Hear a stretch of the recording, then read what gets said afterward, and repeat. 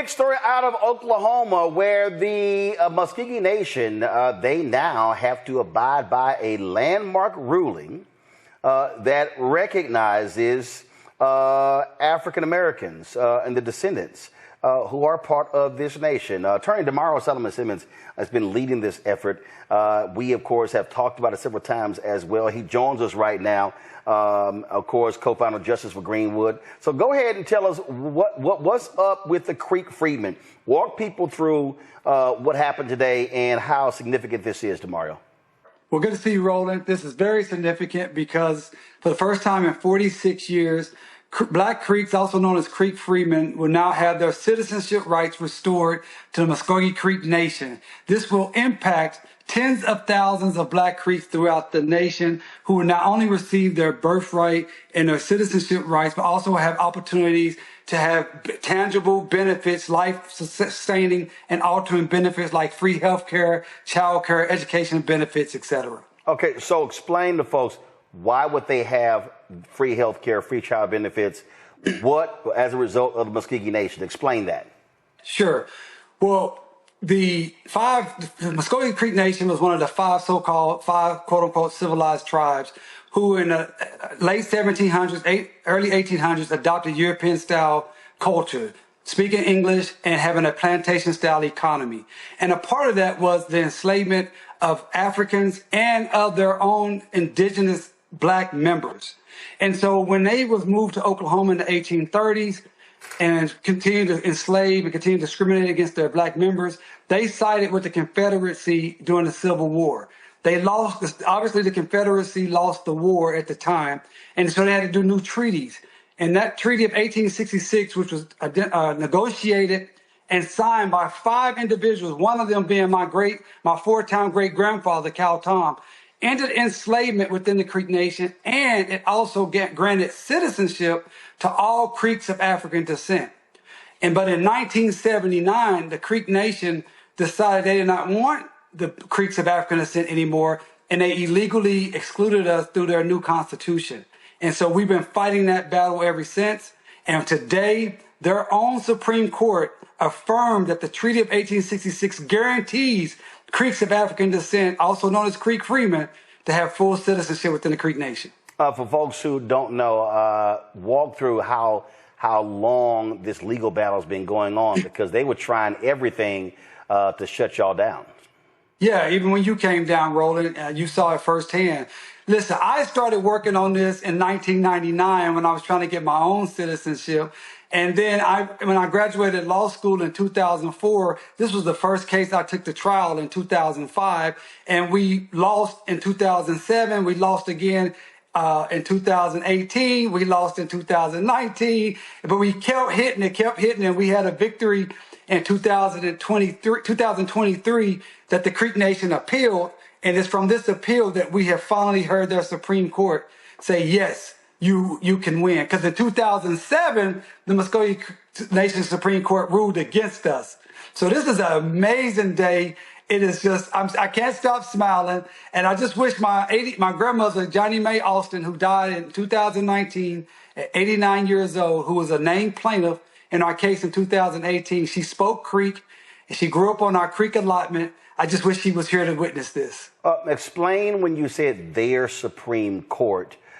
People may not realize that these Native American tribes, they have a separate system than the United States Supreme Court. Absolutely. Thank you, Roland, for that question. So the Creek Nation is the 4th largest Native American tribe in the nation. It has over 100,000 members or citizens. And so it has a fully functioning government with a principal chief, an executive office. It has a legislative office, which they call the National Council. And then they have a judiciary where they have a district court, just like in the United States. And then they have a Supreme Court. And the Supreme Court in the Muscogee Creek Nation has 7 members. 2 of those members had to recuse for our case. And so 5 members decided it. And I'm happy to report that it was a unanimous decision. Okay, so they had to recuse themselves. Were they 2 of the ones who were previously involved in the case? So what happened there? Yeah, the 2 that had to recuse themselves were previously involved in the drafting of the 1979 Constitution that excluded Black Creeks. And so I'm very happy that they did the right thing and recused from this particular case, because this case was about what is supreme. Is the Constitution of the Creek Nation, or is it the supreme law of the land because of the Treaty of 1866? So just for the listeners to understand, under the law, treaties of the United States is second only to the United States Constitution. So that's why we were saying no matter what their constitution, the Creek Nation's constitution stated from 1979, the Treaty of 1866 has never been abrogated or made invalid, and that is what covers and controls in this situation. Obviously, a huge issue. I want to bring in my panel right now. Joining us right now on our panel is, of course, Rebecca Carruthers, President and CEO, Fair Election Center. Glad to have her on the show. Also, A. Scott Bolden, attorney here in Washington, D.C. Joe Richardson, civil rights attorney out of Los Angeles. Glad to have three of you here. So I guess I'll have the lawyer start. Joe, you start with your question for Demario. First of all, Demario, congratulations. This is an incredible accomplishment, and it is obviously very personal for you for some obvious reasons because of your own history. But tell me this, do you see any possibility with this potentially being precedential in terms of setting a precedent that other folks that believe they belong to tribes, because the point is made that tribes, one of the things that the tribes did a pretty good job of is getting, self-determination, funding, setting up casinos and things like that, where the people that are members do quite well. Have there been any discussions that you had over the years that lead you to believe that perhaps in some other areas where we have brothers and sisters who are descendants of tribes, that this could possibly be a route that they may try to take as well? Yeah, thank you for the question. Right, definitely. You had the Cherokee Nation, which is the largest Native American nation, almost 500,000 members. They had a similar issue that I worked on. That was resolved in 2017. The Creeks are now. You also have the same issue with the Choctaw. You remember the movie Sinners. We all love the movie Sinners. And at the very beginning of the movie, they had the Choctaw Indians that were actually chasing the vampire. Well, the Choctaw Nation was one of those nations that enslaved Black folks and one of those nations that discriminated against Black folks. And right now, they are doing the same thing that the Creeks have been doing. And so that's an issue that we're looking at. Also within the Seminole Nation. You have Black Seminoles who have been a part of the nation for hundreds and hundreds of years, who are also getting discriminated against. So we're looking at all of those issues, and there may be other nations around the country, and we're happy to talk to people and see if it's something we can help with. It's very specific based upon your lineage. A lot of people say, hey, I got some Indian in me, but you have to be able to document it. And that's the thing about the Black Indians of Oklahoma. We are the most documented Black people in the nation. Because ever since they've been taking our land, starting in the late 1700s, they always create these lists of the citizens. So I can document my lineage back to the late 1700s, going all the way up to me. And so that's what it would take. But we know how to do that research, so it certainly could be a route. Scott. Thank you. Yeah, congratulations on your victory. Although, are you really saying that Indians, the Native Americans, discriminated against Black people, just like white people discriminated against Black people in this country? No, he didn't say discriminated. He said enslaved. Enslaved. Yeah, absolutely. But a Black man can't catch a break. Yeah, but go ahead, Scott. So let me ask you this. So as part of this deal or this ruling, first thing that comes to mind is reparations. Are there any reparations in the mix in this ruling, or is that a subsequent separate lawsuit Black Creek would have to bring? Yeah, great. That's a great question, and I think it's something that should be thought about. At this particular ruling, this is just about the citizenship aspect of it, and what we're hoping. Our goal, and I'm reaching out to the chief. I'm hoping he can meet with me before I come to Chicago. Scott, I'll see you in Chicago at the NBA conference.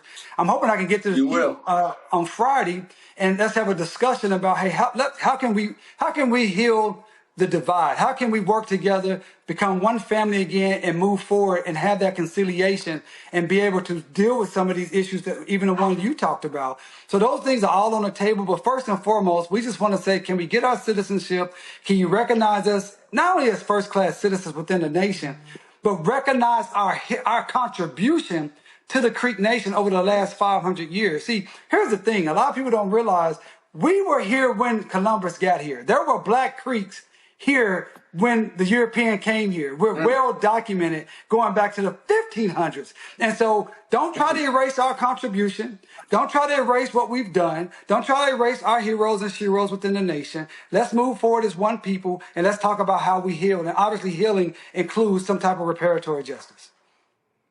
Rebecca. So how do you formalize that citizenship then? So like I said, they have a full functioning government. They have a whole citizenship department. So they have 3 different locations. So in Northeast Oklahoma, they have one by Tulsa. You go, and what you have to show is that you are a direct lineal descendant from an individual that was listed on the 1906 Dawes Rolls. So it's either you are or you're not. You can't just decide, oh, I want to be on this roll. So like my great-grandfather, John W. Simmons, was a newborn in 1898. He's on that Dawes Rolls. And so I go from John W. Simmons to my grandmother, Johnny Mae Simmons, to my dad, Ahmad Shadi, to me. That's my lineage. That's how I can show that I am actually one that should be getting citizenship. Now, I could go all the way back to Cal Tom, who was born in 1810, or I could go all the way back to Moses Perryman, who was born in 1780. So I can do that too. Wow. Congratulations. Rebecca. Thank you. Hey, Demario, it's good seeing you tonight. What's up, Rebecca? I'm listening to your story. So I spent some summers in the 80s in Muscogee Nation visiting my great-grandmother on my dad's side in the township of Summit, Oklahoma. Yes, Summit, Oklahoma. She had, when she passed away, she lived in a 2-room shack, she had an outhouse, didn't have indoor plumbing yet, so there was a pump in her kitchen area, but she finally got electricity. So now I got lots of questions. I'm going to have to call my daddy after the show tonight. How do you go about doing the research proving lineage? Well, listen, I'm going to help you out. All you have to do, and anyone that's listening that think they may have a connection, the way Rebecca just talked about, you can contact Justice for Greenwood. Go to justiceforgreenwood.org. We have a whole We Are Greenwood program. We have a little form there, and you can say, hey, I think I may be connected to the Black Indians of Oklahoma, and we'll do a little research and see if you pass the prerequisites. And if you do, then we can get you one of our genealogists. We have 5 genealogists within Justice for Greenwood that does this work, and then we have our sister coalition organization, the Muscogee Creek Indian Freedmen Band, and they also do this lineage work for you. So if you have someone on the Dawes Rolls, we can find it. All right, then. Well, Demario, congratulations. It has been a long battle, and the fight continues. We appreciate it. And let's say one other thing. Summit, Oklahoma is one of the traditional Black towns of Oklahoma, and reasons there's so many Black towns, including the great Greenwood, of the home of Black Wall Street, was because of the Black Indians had already been here. They had already been free. They already had land. They already had power, and they already had a freedom mind state. So it goes full circle. Well, certainly enjoy this win because you will have few wins this fall when your Oklahoma Sooners play in the SEC. That's all right, man. I'll take this win. And you will have even fewer wins for your Dallas Cowboys. So, right, enjoy this one. But come football season, you will not have a joy. You'll be getting lots of text messages from me on Saturdays and Sundays this fall. You know what? That may be true, but here's the deal. 43 days ago, Mayor Nichols announced the reparatory justice for Greenwood, and today we got justice for Black Creeks. Hey, I'm good for the rest of the year, dog. Yeah, because you know y'all going to be losing. All right, Demario, we appreciate it. And you're an Omega. You 0 for 3. All right, you 0 for 3. I mean, like, you just keep taking L's. All right, I want to go to this next story here. Muscogee Nation Court rules descendants of enslaved people are entitled to citizenship. Okay, this is a significant development. I've been talking about this for years.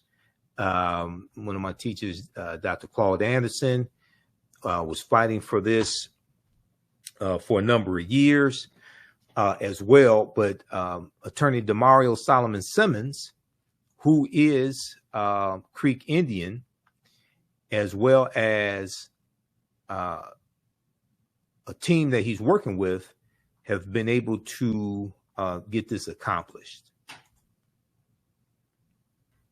So ABC News has this piece.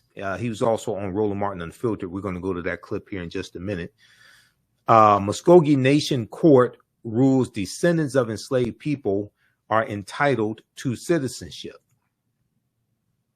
The Muscogee Supreme Court has ruled in favor of 2 descendants of former slaves held by the tribe. So this gets into understanding a lot of history as well. And unfortunately, a lot of our people, a lot of Americans in general, but especially African Americans, unfortunately, a lot of us don't understand history to even be able to take advantage of something like this. The Muscogee Nation Supreme Court ruled Wednesday that 2 descendants of people once enslaved by the tribe are entitled to tribal citizenship. Now, some people are surprised to find out that you had some Native Americans, not all Native American nations, but some Native American nations owned enslaved African people.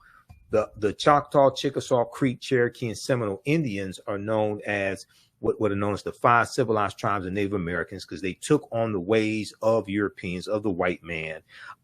They learned English. They owned slaves. They started farming. They adopted ways of Europeans. So they were known as the 5 civilized tribes of Native Americans. Now, I'm not saying all 560 some odd tribal nations of Native Americans own slaves. No, I'm not saying that. But these were the 5 who were the most involved in it. Okay, not the only ones, but these were the 5 nations most involved in it. Let's go back to this piece here. All right, so the Muscogee Nation Supreme Court ruled Wednesday, and that was Wednesday, July 23rd, 2025, that 2 descendants of people once enslaved by the tribe are entitled to tribal citizenship. The court found that the tribal nation's citizenship board violated an 1866 treaty when it denied the applications of Rhonda Grayson and Jeffrey Kennedy in 2019 because they could not identify a lineal descendant of the tribe, because they could not identify a lineal descendant of the tribe. Okay. Now, let me just pause it right here, because to understand this, you have to understand history. And this is why African-American history is so important. This is why history is so important. And a people's history and culture teaches them how to deal with the problems of the past. How a people's history and culture teaches them how to deal with the problems of the past in the present and the future to meet the needs of the community. It's important for everyone to understand African-American history, because largely the way you treat a people is based upon what you have been taught about a people. What you've been taught about a people is based upon everything you've read, heard, and seen about a people. So if people have not been taught about the accomplishments and achievements of African Americans, what we have contributed to this country, who we are, and especially our history prior to slavery, then they are more susceptible to believe and act upon stereotypes that are promoted by a white-controlled media, largely stereotypes that negatively depict African Americans. Okay, so Americans in general are ignorant of history. African Americans in general are ignorant of history as well. And then when you try to get policies put in place to address historical structural inequities, a lot of times the lawmakers that you're dealing with are ignorant of your history. So many of them don't even understand that they don't understand. This is why history is so important. This is one of the reasons why history is so important. Okay, Now, this history ties into the origins of Black Wall Street in Tulsa, Oklahoma, in the Greenwood district in Tulsa, Oklahoma. Why is that? Because the Indian Removal Act of 1830, signed into law by President Andrew Jackson, this moved the Choctaw, Chickasaw, Creek, Cherokee, and Seminole Indians off of their land in southeastern United States, the Alabama, Georgia, all that area. They're pushed out west over 1,000 miles in what's known as the Trail of Tears. They all go into Oklahoma. Tulsa, Oklahoma was founded by Creek Indians around 1834. When they go into Oklahoma, they take their African slaves with them. Okay. And about 1/3 of the people on what's known as the Trail of Tears, about 1/3 of the people on the Trail of Tears were African people. Most of them slaves. Some of them are, sometimes people refer to them as servants, but they were slaves of those Native American nations.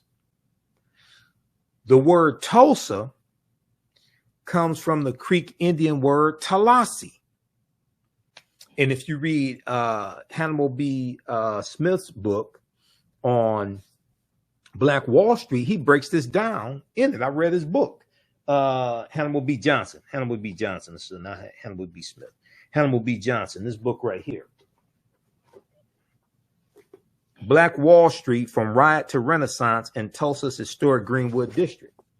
This is one of the best books dealing with the history of getting deep into the history and the origins of Tulsa, Oklahoma. So a lot of the early African-American landowners in Tulsa, Oklahoma got land from the Black Freedmen Indian Treaties of 1866. We have a history of getting benefits from these treaties, but many of our ancestors were pushed out of these treaties because the 5 civilized tribes of Native Americans conspired with the United States government about 1941 to redefine what a Native American is. And they stated that you have to have 1/4 or 1 quantum Native American blood. So a lot of our ancestors were pushed out of these treaties. I'm going to go back to this article in a minute. It's important to understand this background history. This is what I've been talking about. Okay. Some of you all have seen this article here that I've referenced. And when we had the 100th anniversary or commemoration of the Black Wall Street race massacre in 2021, and news media from all over the country was in Tulsa, Oklahoma, a lot of this history started coming out, but a lot of people really didn't understand it and really understand how to put all of this, all of the pieces together. So they're hearing Creek Indian. I saw some interviews in mainstream media, and Roland Martin was down there also in Tulsa doing interviews. I saw some interviews with some people who were Black Creek Indians, and this history started coming out, right? Okay, now let's look at this article here. This is from history.com, the official website of the History Channel.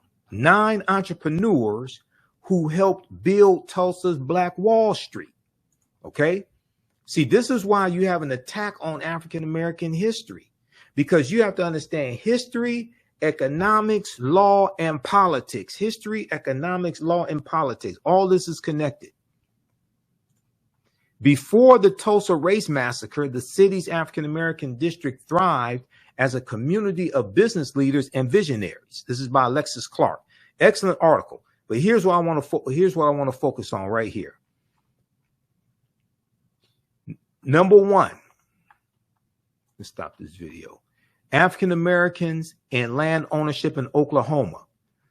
Before, let's zoom in on this because this is the history that they don't want people to know. Okay.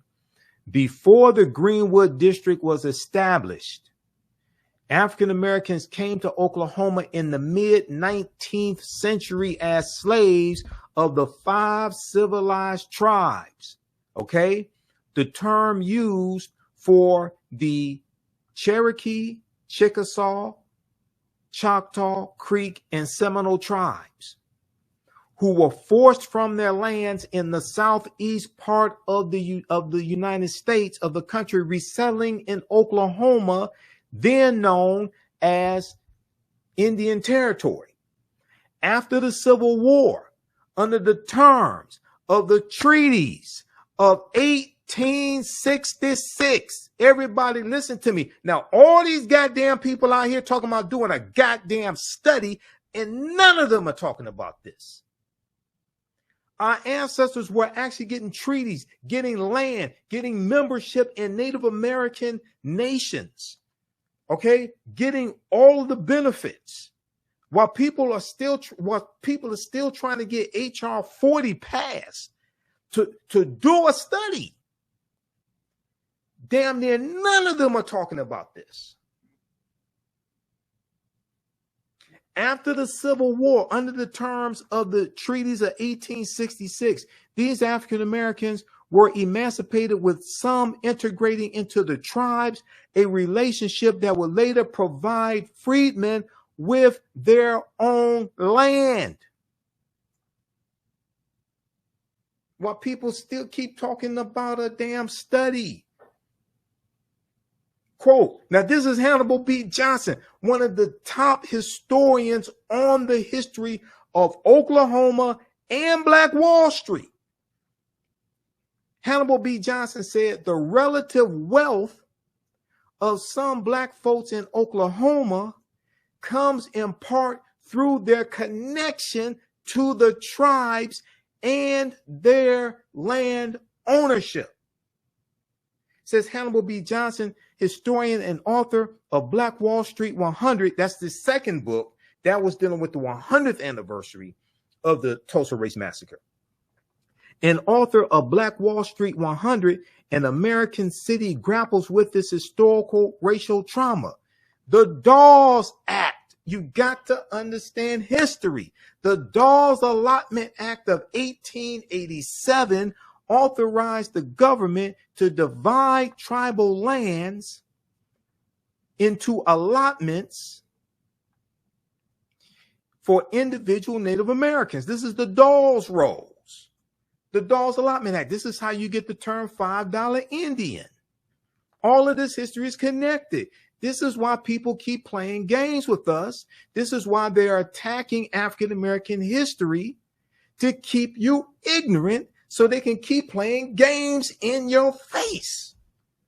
So at the very same time that Project 2025, Donald Trump, the Heritage Foundation, conservatives, along with Black MAGA, along with some Black social media disinformation agents who continue to lie to Black people, at the very same time that they're attacking African American history, suppressing the history, they keep going back into the history and using laws from the same period of time that they are suppressing the teaching of the history of. So 1798, the Insurrection Act of 1798, Donald Trump wants to implement the Insurrection Act. You have the Comstock Act of 1873, named after Anthony Comstock, that could actually ban contraceptives and the mailing of contraceptives, okay? Criminalize that. You have the attack on the 14th Amendment of 1868, which was primarily, not exclusively, not only, but primarily for African Americans, for former slaves and their descendants, to give them citizenship rights, okay? You have that being attacked and used against us. All right. So that was used against us when it came to affirmative action in college admissions. They said it violated Section 1, the Equal Protection Clause of the 14th Amendment of 1868. You have the Civil Rights Act of 1866, the same year as the Black Freedmen Indian Treaties. The Civil Rights Act of 1866, which was created to passed by Congress, signed into law by the president. I think that was it was Johnson. He didn't sign it. I think that was I think they had a super majority. They overrode his veto. The Civil Rights Act of 1866 formed the foundation of the 14th Amendment of 1868. And this was designed to give African Americans the right to negotiate labor contracts and enter into contracts. That's the Civil Rights Act of 1866. Well, that was used to attack the Fearless Fund, the African American female entrepreneurs that created the fund to give grants and things like this for women of color entrepreneurs. When conservative activist Ed Bloom, after he destroyed affirmative action at college admissions, he then went after the Fearless Fund and sued them based upon a violation of the Civil Rights Act of 1866, saying that they were discriminating against white entrepreneurs. But the Civil Rights Act of 1866 was for Black people. So at the same time, when they try to suppress the teaching of this history, they're going back into this history and using laws from the same period of time, many of the laws designed for African Americans, they're now using those laws to attack us. And people are sitting there dumbfounded, still talking about trying to get a study done for reparations. Who the hell are you going to get to pass that? And then how are you going to protect against legal lawsuits when they use the Equal Protection Clause of the 14th Amendment of 1868, and it goes to Donald Trump's 6-3 conservative Supreme Court that's already ruled against us? But almost none of those people are talking about this right here. The Black Freedmen Indian Treaties of 1866. I've been breaking this down for years. I've talked about Demario Solomon Simmons on my show going back a few years ago because he was working with Maxine Waters under the Biden-Harris administration trying to get this enforced. And he was able to do it through the Muscogee Creek Indian Supreme Court. I got to get his background history because I see so many people putting this nonsense out here talking about reparations. And I said, this is low hanging fruit right here because we have a history of getting benefits from these treaties. And most people don't understand this history. Now, this is from the History Channel. The History Channel has this information. The Dawes Act of 1887 authorized the government to divide tribal territories into allotments for individual Native Americans, which included Black members, as word spread that Indian Territory was a safe place for African Americans to settle. Between 1865 and 1920, more than 50 Black townships were founded in Oklahoma. So when the Tulsa Race Massacre happens, May 31st and June 1st, 1921, did you know that we rebuilt Black Wall Street? Did you know that we rebuilt Black Wall Street? Because a lot of people talk about it was destroyed. But when you read this book by Hannibal B. Johnson, From Riot to Renaissance in Tulsa's Historic Greenwood District, From Riot to Renaissance, he talks about it also being rebuilt. By 1926, there was about 240 thriving businesses. When Dr. W.B. Du Bois visits in 1926, he's marveled at how they have rebuilt.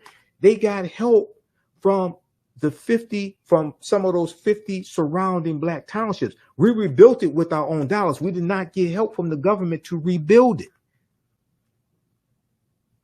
So how is it? Because I hear a lot of African Americans talk about we had this, we had that, and white people destroyed it. And it seems like they want to talk about more about white people destroying what we had as opposed to the fact that we rebuilt it a second time. And 99% of those people don't talk about the Black Freedmen Indian Treaties of 1866 and how that played a part in us acquiring land. These treaties are still being enforced for the 5 civilized tribes and Native Americans. This is why you have to understand law.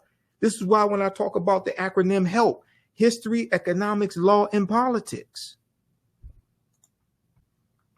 Politics is the legal distribution of scarce wealth, power, and resources, and the writing of laws, statutes, ordinances, amendments, and treaties, their adoption, interpretation, and enforcement. Okay, so read this article here. Excellent article. I've talked about a number of times on my show. It's originally from May 14th, 2021. Last updated May 28th, 2025. By this sister here, Alexis Clark, for History.com, official website of the History Channel. 9 entrepreneurs who helped build Tulsa's Black Wall Street.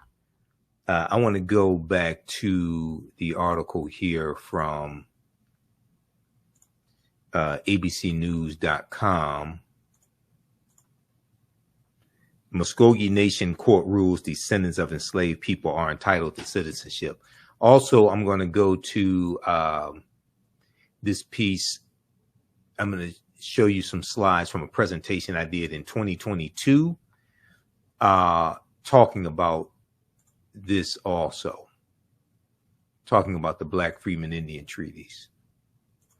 All right, let me go to, where is that? Hold on, let me pull back this article back up just a second here.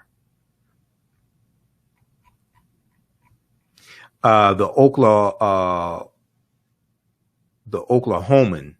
Oklahoman.com in Oklahoma, their news publication, they had a story about this also.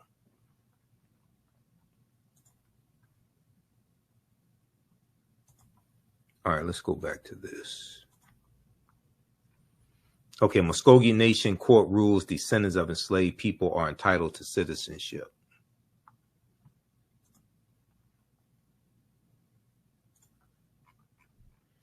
Okay, talked about the Dawes Rolls, the Dawes Allotment Act of 1887.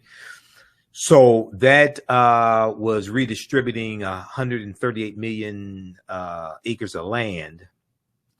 2/3 of it was, most of it was supposed to go to African Americans and Native Americans. 2/3 went to white people. When white people found out that this land was being given away, you had to anglicize your name. You had to put your name on the Dawes Rolls and anglicize your name, change your name to a European name to get it. So a lot of white people paid $5 to have their names added to the Dawes Rolls and get free land, get those benefits. That's where the term $5 Indian comes from. The Muscogee Nation is one of 5 tribes in Oklahoma that once practiced slavery. And in that 1866 treaty with the U.S. government, the tribe both abolished it and granted citizenship to formerly enslaved people. But in 1979, the tribal nation adopted a constitution that restricted membership to the descendants of people listed as Muscogee Creek Indians by blood. On the Dawes Rolls, a census of members of the 5 tribes created around 1900. Goes back to 1887, the Dawes Rolls. Okay, so read the rest of this article here. They talk about Rhonda Grayson. Okay, read the rest of this article from abcnews.com. Now, back in November 2022, I did a virtual presentation for the Midwest Building Decarbonization Coalition, their 2nd annual virtual equity summit,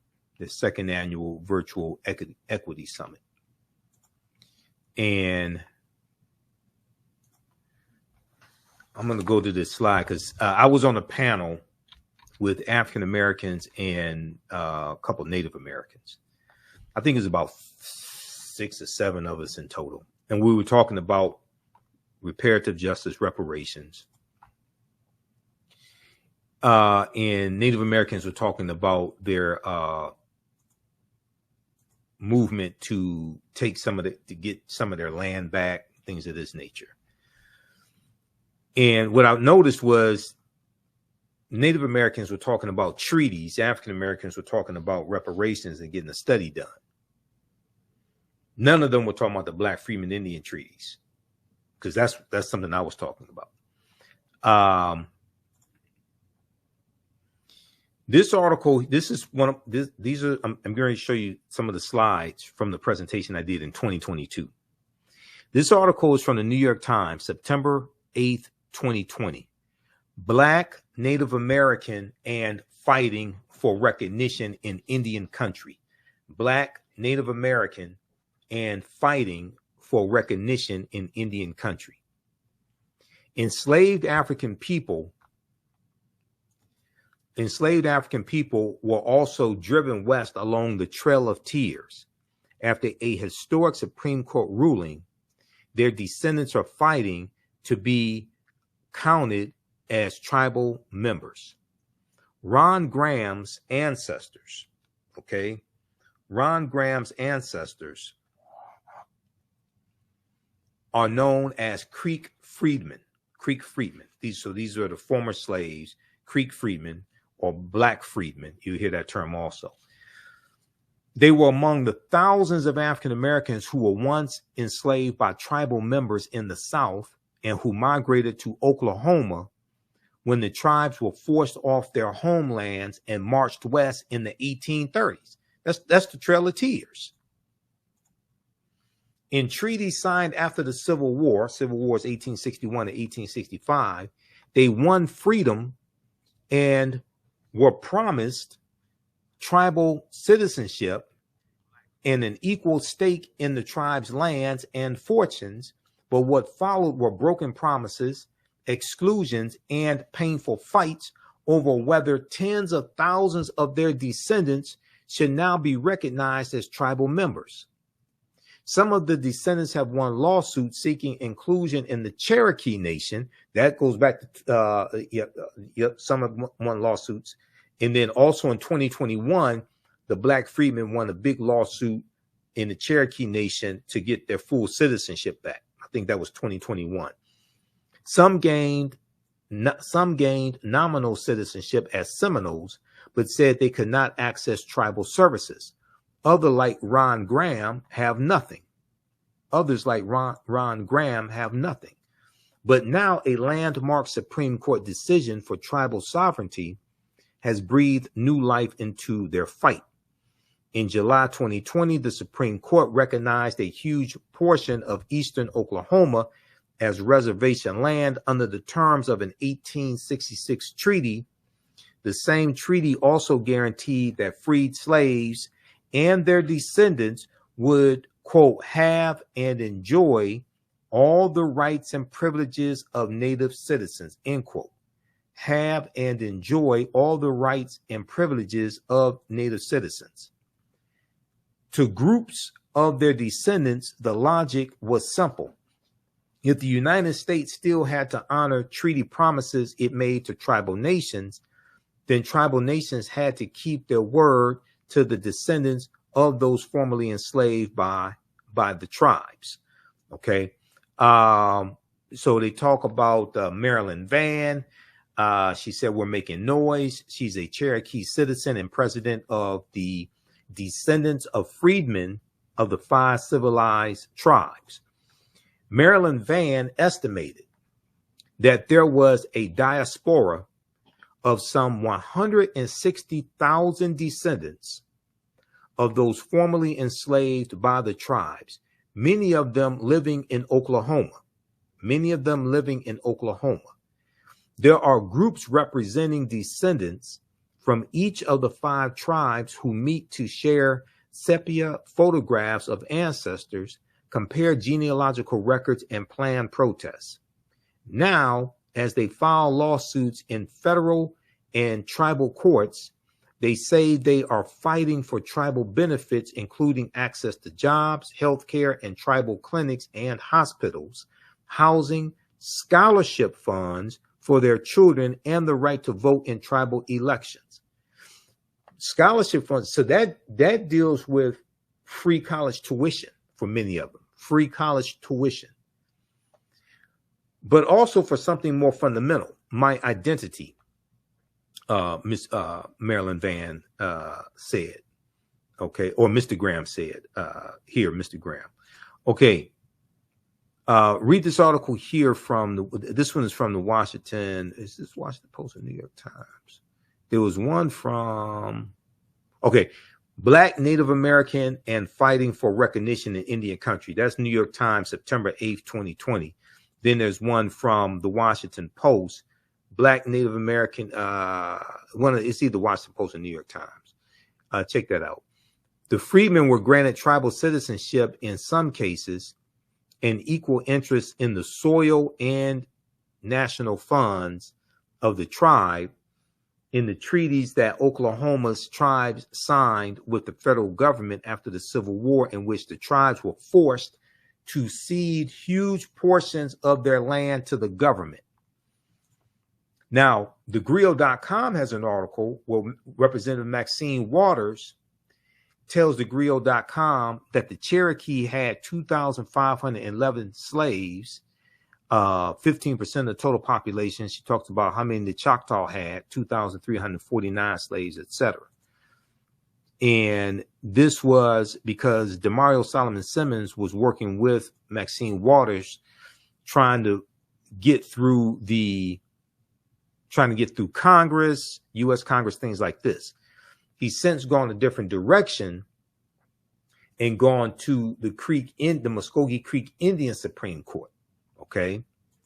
And then also in that same presentation I did for the Midwest Decarbonization Environmental Justice Organization, I talked about this information here and some of the origins of African Americans in Tulsa, Oklahoma. Okay. From that article, 9 entrepreneurs who helped build Tulsa's Black Wall Street, from history.com, May 14th, 2021. Okay. So I was on the panel talking about enforcing these treaties for African Americans. Everybody else was talking about getting the study done. All the other African Americans on the panel talking about getting the study done. I was talking about enforcing these treaties because we already had a history of getting benefits from those treaties. Now, yes, this doesn't apply to all African Americans, but the ones this applies to can help others in their family, can help others start. That's low hanging fruit right there. Now, how many people are familiar? So let me, 2 quick things I want to show you. Then we're going to go to the next topic because we're running out of time. And like I said, it's been 3, I haven't broadcasted live Sunday night since May, when I had Professor Kaba Kamene on. And we were dealing with him speaking in Detroit for African Liberation Day. Okay, there was a article from SmithsonianMag.com, Smithsonian Magazine, official magazine of the Smithsonian Institute. How Native American slaveholders complicate the Trail of Tears narrative.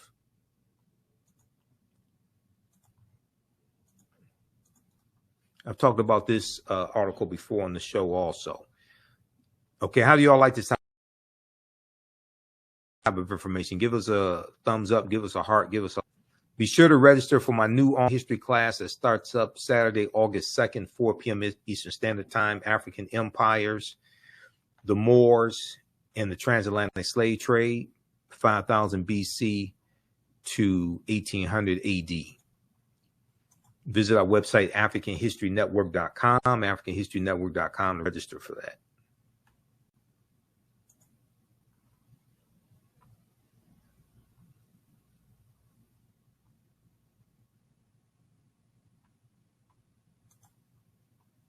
Okay, let's look at this here. How Native American slaveholders complicate the Trail of Tears narrative. The new exhibition, Americans, at the National Museum of the American Indian prompts a deeper dive for historic truths. This is by Ryan P. Smith, March 6, 2018. Now, this house here, or mansion, Choctaw Chief Greenwood LaFleur had 15,000 acres of Mississippi land. Above is his Mississippi home, Malmaison, and he owned 400 enslaved Africans as well.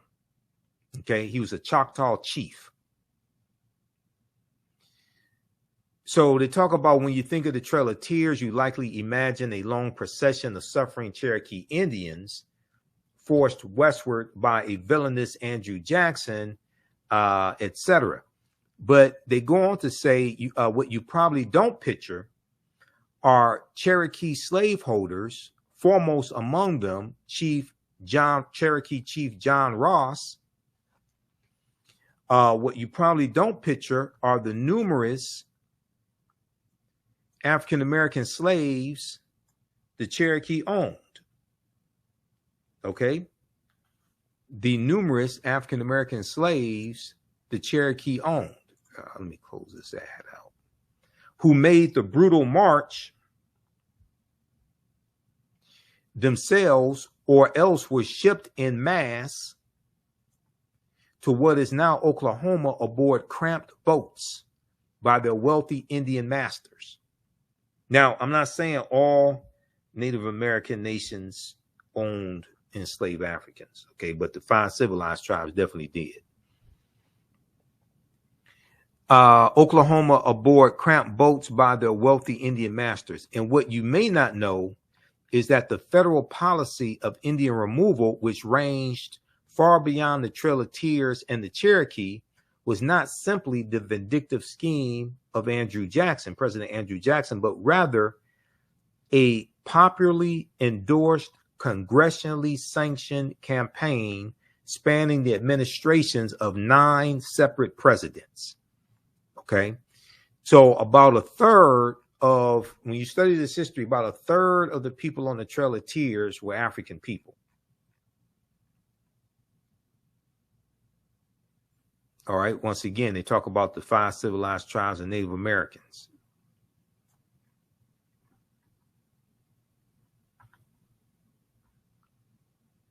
Okay, so read this article from SmithsonianMag.com, Smithsonian Institute, How Native American Slaveholders Complicate the Trail of Tears Narrative. How Native American Slaveholders Complicate the Trail of Tears Narrative.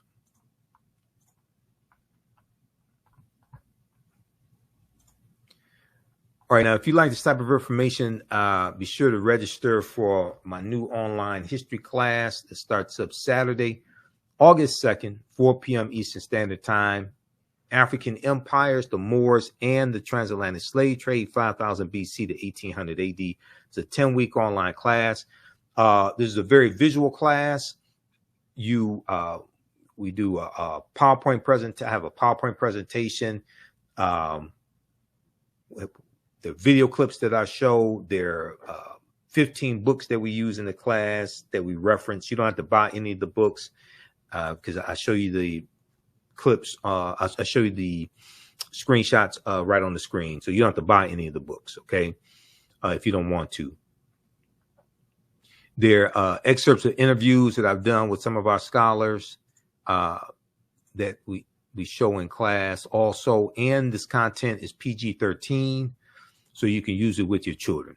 So we deal with thousands of years of history, and also what leads up to the transatlantic slave trade. And one of the things we look at are African empires. So whether it's Kush, whether it's Nubia, whether it's Axum, Merowe, whether it's Great Zimbabwe, Carthage, and the Carthaginians, and Hannibal Barca.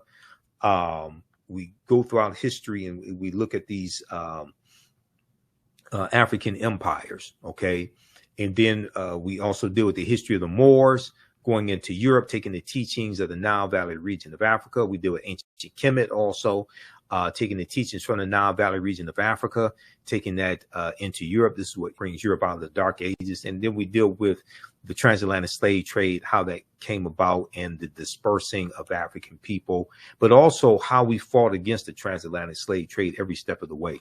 Click right here to register here also, and it takes you here. So the class is on sale, $80. We do the sessions live. All the sessions are archived and recorded.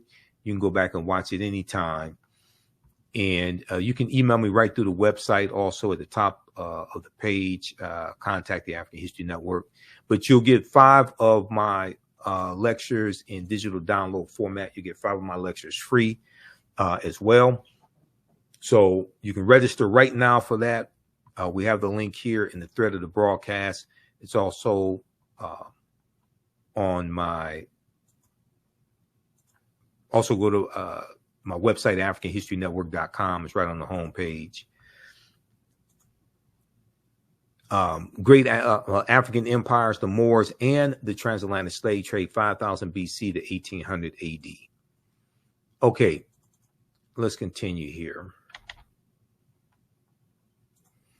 You can also support us through Cash App and PayPal, $ the AHN show through Cash App and through PayPal, paypal.me / the AHN show. We have that information